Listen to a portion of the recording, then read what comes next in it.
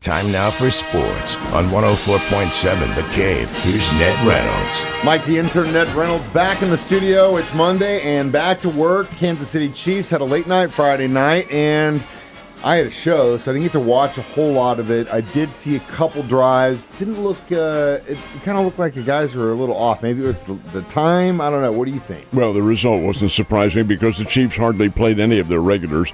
What ones they did play were on the defensive side of the scheme, and Seattle played everybody. They had their starting quarterback in there, and I've got to tell you, I'm watching their running back just knife through the Chiefs. It's Zach Charbonnet, and I always wondered what in the heck happened to him. He was a big star in college at Michigan and then later at UCLA, and here he is running now for the Seattle Seahawks. And Charbonnet, he consistently got big yardage in the early going over the left side of the line. I think, boy, who is missing? I'll tell you who's missing there, Chris Jones. He would not have permitted that to go on. But be that as it may, 33-16, Seattle won it, and they won it because the Chiefs didn't play anybody at all. Now, they won't play, they being the Chiefs, probably play anybody this weekend. It's Friday night when they play the Chicago Bears, but they do have some problems, and the problems are injuries. Lost 5 players in this game with Seattle. Injuries ranging from knee to hamstring to concussion to things like that. And depth might be a problem for them, but then again, all of the players who are in camp now will be suited up and ready, so they should have plenty of players for that one. Then comes the cut, and that's going to be very interesting. Yeah, Friday we'll see who's going to be staying and who's going to be going. There have been some incredible guys that have done some really good things, I think. Simmons being one of them. We'll see, though. I mean, it is preseason, and we have no idea what the regular season holds. But when you've got the Eagles and Ravens all in the first month of the season, you better be ready. Speaking of that, we're going to at least have Rashee Rice for those games. Maybe. And there is a question mark about it. This whole situation is totally bizarre. You might remember, Mike, when this was announced last week, we on the air said, I've never heard of this, the suspension being decided after the season's already started. That doesn't make any sense at all. There is a reason why. Apparently, according to the reports, the National Football League came up with their decision, and their decision was a double-digit game penalty. That's 10 or more.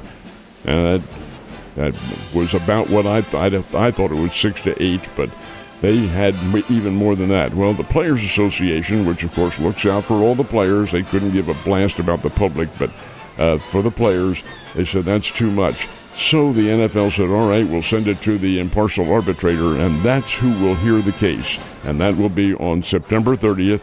The impartial arbitrator is a retired judge, and she is a she, and has heard most of these arbitration cases in the NFL. That's where it'll come out. But there is a chance, according to the reports, that a settlement might be reached before the season started. That means that the penalty could be assessed at the very start of the year. That's a possibility. I don't think that's going to happen, but there are a lot of ifs and ands and buts about this whole situation. That would go in line with some of the things I've heard about the NFL wanting to make an example of him, and the Players Association pushing back and saying, you're not going to make an example of anyone. We got to be consistent with the penalties across the board. Players Association is looking out for the players. Period! Exclamation points. That's what they're paid to do. But the NFL says we have a constituency that we have to look out for too, and that's the public. And what's the public's regard? That's where the arbitration comes in. Well, also, and the NFL is looking to protect their brand too, just like protecting themselves. Damn right. Again, at the same time, it's going to be. I think that goes in line and probably why this thing is taking so long. So we'll see. I hope it's not double digits. I'll just say that. Incredible golf tournament over the weekend. I didn't get a chance to take any naps though. So what happened? The man is not from this planet. Mike, when they teed it up in yesterday's final round, Scottie Scheffler was 4 strokes back at Robert McIntyre, who had led the entire tournament. By the 5th hole, Scheffler had caught McIntyre, who wasn't playing very well. Was he choking? No, just the shots weren't working the way they had been.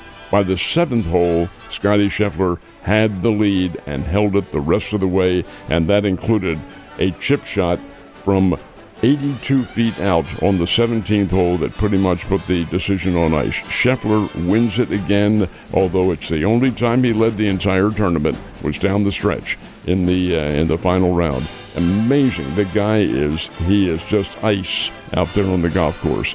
Now he wins $3,600,000. That's first prize. Now they go to the big one. This is the Tour Championship event, which comes up starting on Thursday. The winner gets $10 million, and the rest of the field, this has changed from what it had been. The rest of the field, the top 8 players in this thing get over $1 million. Top 8 players.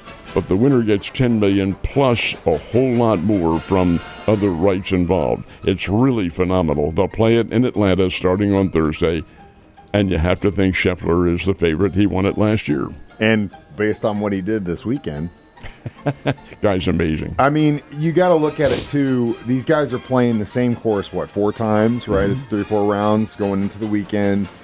By that Sunday, Scotty just proves that he has this innate ability to just focus in and remember how these things go and increase in real time how he's just down the stretch getting better, which is, again, like you said, not of this world. I read this going into this weekend, and it really breaks my heart that there is a major high school in town that's not going to have a high school football program, and that just sucks. Springfield Central, they have canceled their varsity season this year because of lack of participation. That is embarrassing, number 1, and a blight on the athletic society, number 2. Now, these kids may think that's funny. Hey, you see what we did? We canceled their season. No, it's not funny at all. It is downright disturbing. And I think it casts a light on how some of these kids react to athletics. And this is totally disregarding what goes on. And I'm embarrassed with everybody else for Springfield Central. Now, according to Josh Scott, who is the AD, there will be a junior varsity schedule, and they can play that. But that would indicate that the kids who are coming out now are very young and not experienced in football. So the varsity season has been canceled this season. That's very sad. It is a story that should not be taking place, but is. And it breaks your heart because, again, if you played football, these kids are missing out. There are kids that, there are probably a few kids that are in that age group that aren't going to get to play because there's not enough kids playing with them. Well, they can, Mike, because they can go to another school and play. But will they? That's the question. Well, and that brings up my next point. It's also going to screw with the recruitment going down the line. Who's going to want to get into that system and go through that if they're looking at it and you've got a kid who wants to play football? They're not going to Central, that's for sure. How'd the Royals and Cardinals do this weekend? Well, the Cardinals got swept by the New York Yankees. Lose yesterday 8-4 with the Yankees scoring 4 runs in the 9th inning. And again, it's the Cardinals bullpen, which has been traded away. They don't have their stoppers in there. You've got, Helsley playing for the New York Mets now, and you've got Matz with the Boston Red Sox, and you've got Matone with the Texas Rangers. They're not there. So you have you have individuals coming in to try to stop powerful teams, and the Cardinals can't get it done. Cardinals are 3 games under 500 and head now down to Miami to play the Marlins. The Royals got a 6-2 win over the Chicago White Sox. Kansas City will host the Texas Rangers this weekend. And the Springfield Cardinals lose, and that's pretty rare. The Cardinals lost to the Wichita Wind Surge, who came from behind with 4 runs in the 9th inning, beat the Springbirds 7-4 on what was a very warm day at Hammons Field. Oh, my goodness, this weekend was brutal. I am so looking forward to this heat going away. You kind of just brushed over my Royals there.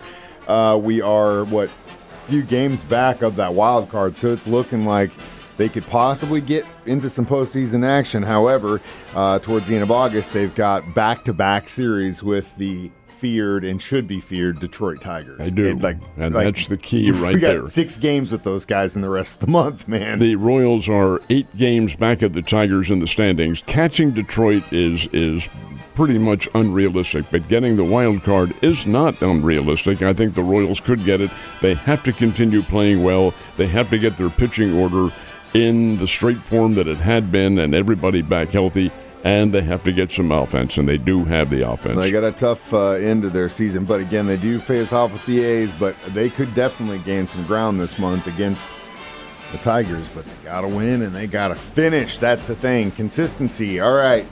We did also have some racing. Where was the race at this weekend? Richmond, Virginia. They went under the lights on Saturday night, escaping the heat, I guess. And Austin Dillon got the checkered flag. He is the winner. So next Saturday, they are racing under the lights again. Only this time, it will be the Daytona International Speedway down in Florida. And the event is the Coke Zero 400. Mike, this is the old Firecracker 400 that they used to run on the 4th of July. Well, the schedule has all changed now, and this is the final regular season event for NASCAR. Does that mean the racing is over? Oh, no. No. They'll have the full schedule from here on in. But there are only 16, this will be after next Saturday, only 16 drivers who are eligible to win the championship. That's the points championship. Everybody races. Everybody's included, but only 16, and then the field is gradually cut. And the guys that are not in that 16 get to mess with the other dudes in the chase for that championship, which makes it even more fun to watch if you're racing. And maybe win some of the prize money. Well, yeah, because they can still get a big old check. Ned, have a good Monday. I'll see you tomorrow.